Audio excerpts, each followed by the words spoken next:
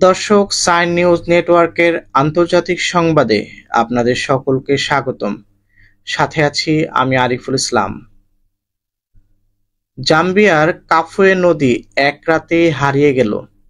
বিষাক্ত বর্জ্যে বিপর্যস্ত পরিবেশ ও মানুষের জীবন। জাম্বিয়ার বাণিজ্যিক নগরী কিতওয়াওয়ায় চীনা মালিকানাধীন একটি কপার খনি বাঁধ ধসে বিষাক্ত বর্জ্য ছড়িয়ে পড়ায় কাফুয়ে নদী এক রাতেই মানচিত্র থেকে হারিয়ে গেছে।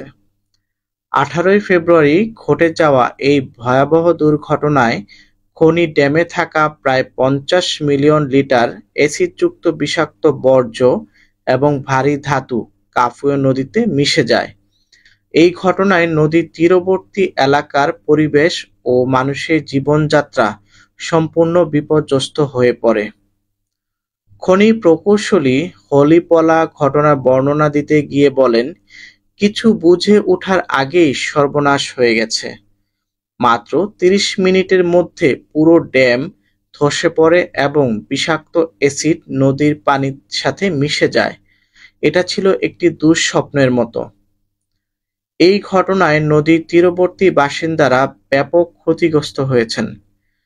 কৃষিকাজ ও মাছ ধরা যাদের জীবন ধারণের প্রধান উপায় ছিল, তারা এখন শুধু হতাশা প্রকাশ করছেন।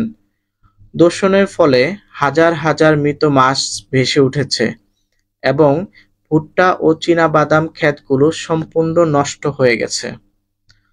পরিবেশবিদ চিলেক ওয়া মাম্বা এই ঘটনাকে একটি পরিবেশ বিপর্যয় হিসেবে বর্ণনা করেন।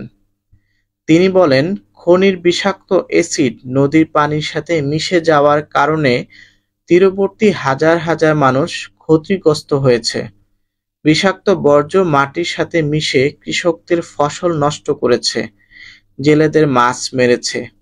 শুধু মানুষের জীবনই নয়, বিভিন্ন প্রজাতির বন্যপ্রাণীর জীবনও এখন সংকটাপন্ন। এই ঘটনায় স্থানীয় বাসিন্দাদের জীবনযাত্রা সম্পূর্ণ বদলে গেছে। অনেক কৃষক তাদের ফসল হারিয়েছেন, জেলেদের মাছ ধরা বন্ধ হয়ে গেছে।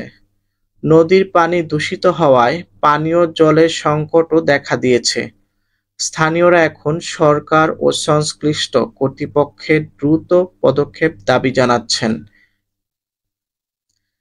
এই দুর্ঘটনা শুধু জাম্বিয়ার জন্য নয়, গোটা বিশ্বের জন্য একটি বড় সতর্কবার্তা।